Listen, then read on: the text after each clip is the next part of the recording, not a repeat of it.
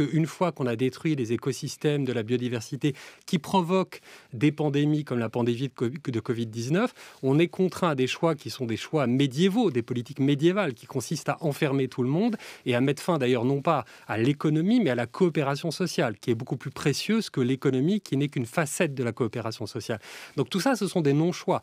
La vraie question, c'est, moi ce qui me frappe, si vous voulez, c'est le défaut d'analyse de cette crise par ce gouvernement comme par les autres. À l'évidence, la décision d'hier est un triple échec. C'est un triple échec par rapport aux critères même que s'était fixé le gouvernement, qui n'était pas de reconfinement national. Bon, nous y sommes, donc c'est un échec par rapport à ça. C'est un échec par rapport au printemps, puisque nous avons exactement la même situation à 6 mois d'intervalle, qui est qu'on a attendu grosso modo un mois de trop pour ensuite devoir appuyer extrêmement brutalement sur le frein, parce qu'on n'a pas été capable de le faire graduellement. Et c'est un échec par rapport à un certain nombre d'autres pays dans le monde qui sont parvenus à des stratégies un peu plus graduelles. Mais le plus grave échec dans tout ça, c'est qu'il n'y a absolument aucune stratégie. Et c'est là où cette crise est impitoyable, parce qu'elle met à nu ce défaut de stratégie et ce défaut d'analyse. À aucun moment, nous avons un gouvernement qui explique ce qui est en train de se passer. Ce qui est en train de se passer, ce que j'essaye d'expliquer dans ce livre, c'est que nous sommes rentrés dans un siècle nouveau.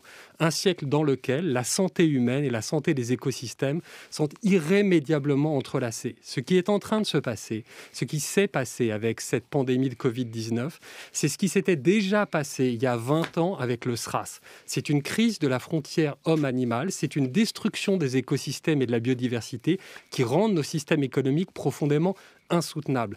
Cette pédagogie-là de la crise, d'expliquer simplement ce qui est en train de se passer, elle n'a jamais été faite. Et ensuite, une fois qu'on a dit ça, on comprend que les écosystèmes, la biodiversité, la biosphère est première. Elle conditionne, bien entendu, la santé humaine, parce qu'il y a un lien inextricable entre santé humaine et santé des écosystèmes. Et seulement ensuite, on peut commencer à parler d'activité économique. Mais si vous essayez de remonter la chaîne à rebours de ça, en faisant une activité économique qui va détruire les écosystèmes et la santé humaine, c'est totalement contre-productif. Cette pédagogie-là, cette analyse-là, en fait, n'a jamais été faite correctement et clairement. Et donc, du coup, on a l'impression... Donc, il n'y a pas de prise de conscience sur ce sujet-là pour vous, toujours aujourd'hui, à quelques heures du deuxième confinement? Non, il n'y a pas de prise de conscience. C'est-à-dire qu'on on voit bien, par exemple, que la priorité n'a pas du tout été donnée, y compris dans les 6 derniers mois, à la question de la santé, à la question de la santé des soignants, à la question du système de santé. Absolument pas. On a voulu faire des plans de relance de l'économie, mais ce n'est pas du tout la question de la relance de l'économie là qu'il importe de faire. Ce qu'il importe de faire, c'est qu'il faut réinventer complètement l'économie au XXIe siècle pour la mettre en phase avec ces réalités-là.